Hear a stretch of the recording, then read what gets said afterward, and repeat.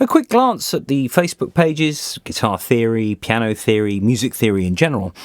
Somebody will put up a post saying, "What chord is this?" and then list a few notes. And the answers, usually in the comments below, are quite wide-ranging. Of course, there are some wrong answers there, but there are also lots of right ones, but very different ones. You think, oh, how does that work?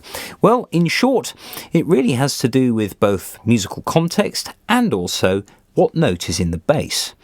So there's quite a lot going on here. You can add lots of notes to a chord, but you can also take things away. Let's have a look.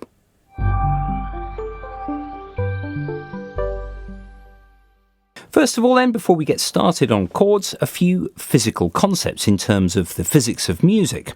On the piano here I've got a C. Now that is discernible as a piano sound because of the fact that that note contains harmonics, and different instruments contain different harmonic balances as well as having a sort of characteristic of their attack. So what that means is that this note actually contains lots of other notes. This note contains this one, an octave up. Then it contains this one, and then this one, this one, this one, this one, this one,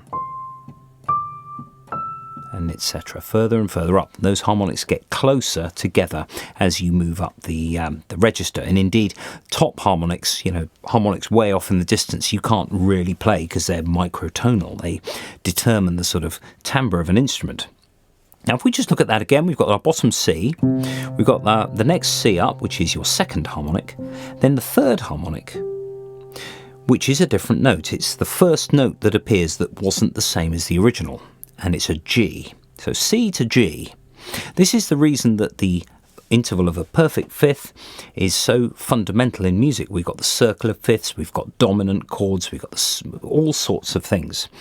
Now, this is why we've got the ability to be able to add notes to a chord and actually take stuff away. Now I'll explain that. The C major chord is this. C, E and G. We've got the first, the third and the fifth of your C major scale. 1, 2, 3, 4 and fifth. There we go. First, root, third and fifth. Now, if I was to take this C and move it down an octave, the bass player's now joined and is playing the C quite happily. Do, do, do, do, do, do, do.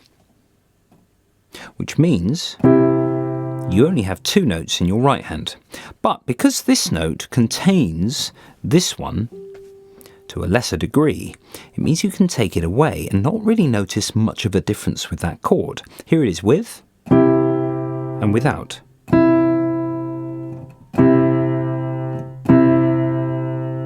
Not a huge amount of difference there. The chord is made major by the third note. That determines the quality of that chord. So we have a major chord and a minor chord. But because the fundamental note or the bass note stays the same, it means that that G is going to be there really regardless of what you do with other notes. This means you can take it away. Now, this is, lots of guitarists find this quite confusing because actually guitar is very limiting in terms of the chords that you can actually play. On piano, I could do something like this.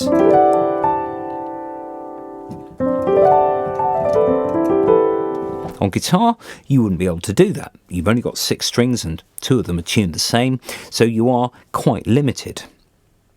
Now, I'm going to just describe another concept before we continue, and that is the idea of a dominant chord. Now, it's all to do with this fifth that I was just saying just now. Dominant in music means the fifth up from your tonic, for example. So if C major is the tonic, G major is the dominant. But we have something called dominant seventh. Now what that means is it's basically a nice flowery way of getting between this chord and this chord, in that we have another note in that G chord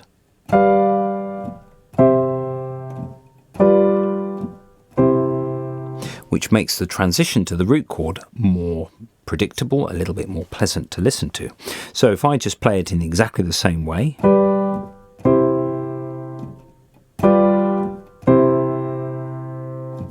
So that time I added the F, which is the 7th of your chord. Notice that it's not the 7th of the scale, it's actually the flattened 7th of the scale. If I was in G, G major has an F sharp in its key signature, but the 7th note in that dominant 7th chord is flattened. Now lots of people sort of struggle with this concept because it's a major chord with a minor 7th interval.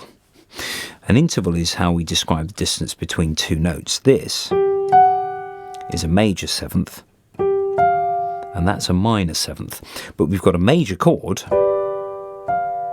with the minor 7th interval. So it's called G7. G major 7 is rather different. Major 7 is where you actually, the major part of that sort of chord symbol points to the 7th. And it assumes a major chord as well.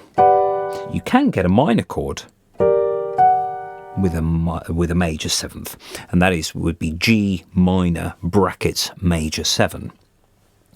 So that's a little bit about the dominant 7th and why it's called a dominant 7th.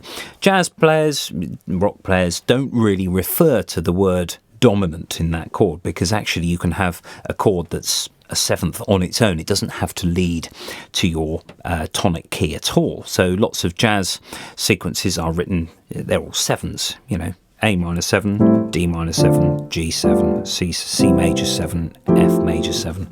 Sure, they sometimes link in terms of dropping a 5th each time, but the concept of a 7th chord can be on its own in some rock and pop and jazz stuff.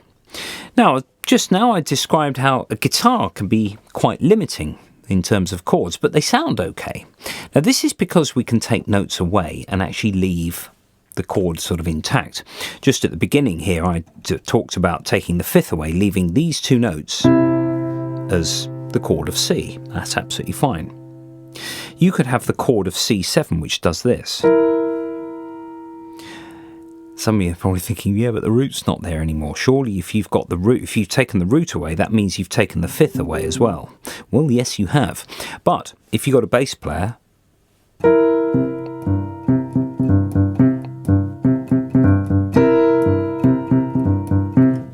you don't have to include those other notes. I said at the beginning, that C is the same as this C is the same as that, all the other C's. So a bass player could be playing a very bottom C, and actually it's fine. The C7 chord can be this. Now we have other chords, lots of other chords. Somebody once said there were 136 chords, I think on Facebook. No, well actually there's masses, huge numbers of chords, and things called voicings where you take away various notes or use a particular combination of notes. So the number of chords is basically endless. Now if I just go for C9, this is another thing that people sometimes get wrong, is the concept of 9 and add 9. C9 means that your 7th, which is the minor 7th in your C7 chord, has to be there. If it's not there, and you add that extra note, it's called an add 9. And then somebody will say, well, why isn't it called C add 2? Well, a second, it's a bit like a suspended fourth, you have sus2. That means that the third isn't there. That's C sus2, that's C add 9. So the 9th says that if it's a basic chord, the third has to be there. If it's a 7th chord, the 7th has to be there. So if the 9th is just 9 on its own, that means the 7th has to be there. If it's add 9, it means the third has to be there. These sort of fundamental rules mean that you can construct chords and also begin to take stuff away. Now, I could say that this is C add 9 because I've got my major third there and I've added my 9th. You think, well, where's the root and the 5th? The answer is the bass player's got them.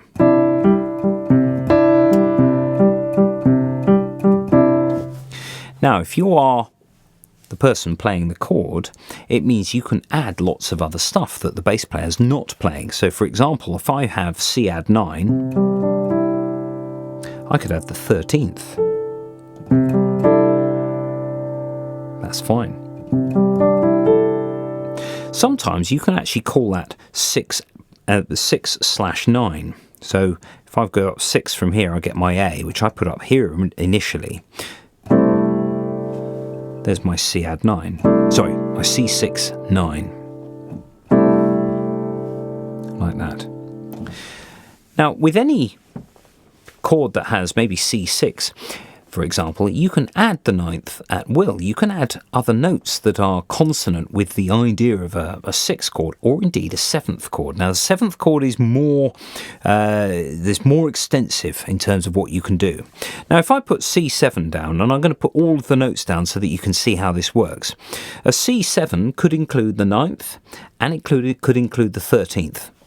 And that's completely up to you. I'll describe the 11th in a minute. There we go.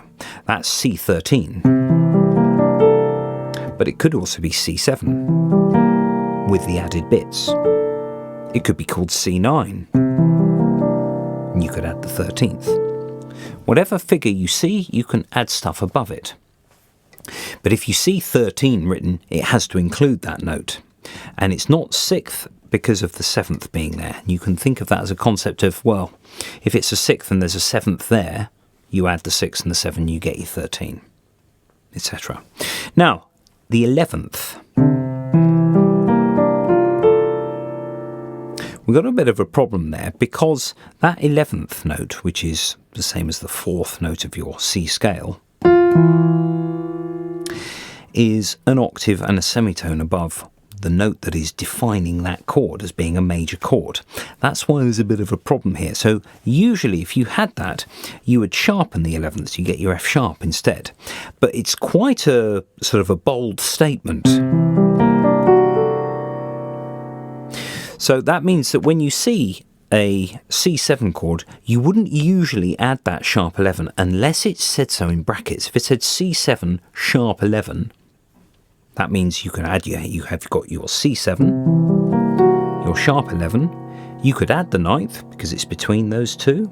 You could also add the 13th because of the quality of that chord. You can add stuff that's above the figure that you see. 13 is the highest. If I go to 15, I get back to where I started. So 13 is the highest number you'd ever see. So that is, you could say, is C7 sharp 11. You could call it C13 sharp 11, in which case the 13th has to be there. So that's C13 sharp 11. That is C7 sharp 11. So the 13th isn't there now. You could add it if you wanted. Confused? Well, it's just a case of basically remembering that you can add numbers above what you see, but if you see a larger number, you have to include that 7th. Have to include it. If it says C13, that has to be there. Now, you can take some of these notes. For example, I could take the 3rd of my E here, and I could put that an octave above. So that's still C13.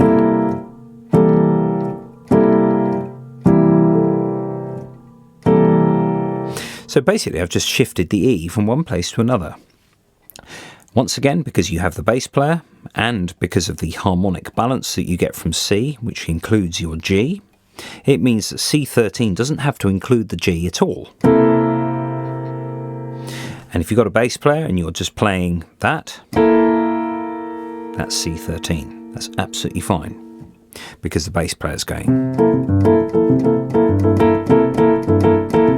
Now, when you see notes that are a fourth apart on the piano like this, it means that you can easily reproduce them on guitar. So, for example, C13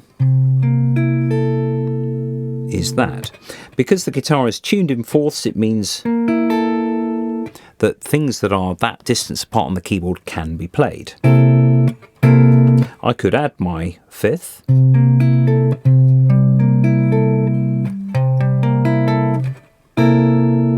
It doesn't really make any difference.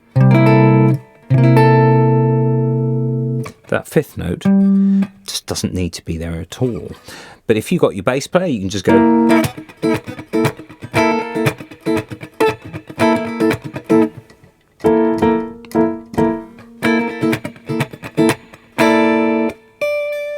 added my ninth at the top there. Because it's a fourth away, because it's directly across on the guitar, on the piano, it would go like that.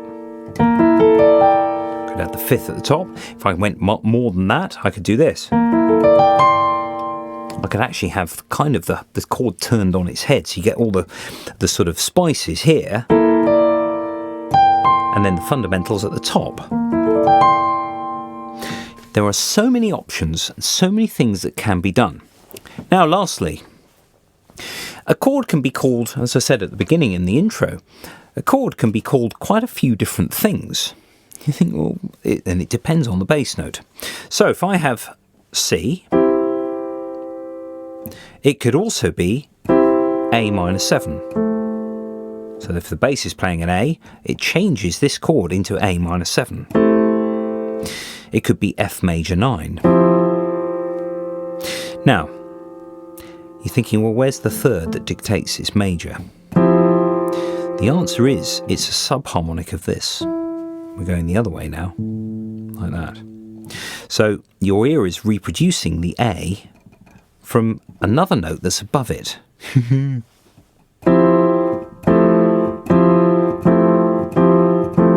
There's not a huge difference there. Now it can also be D7 sus4.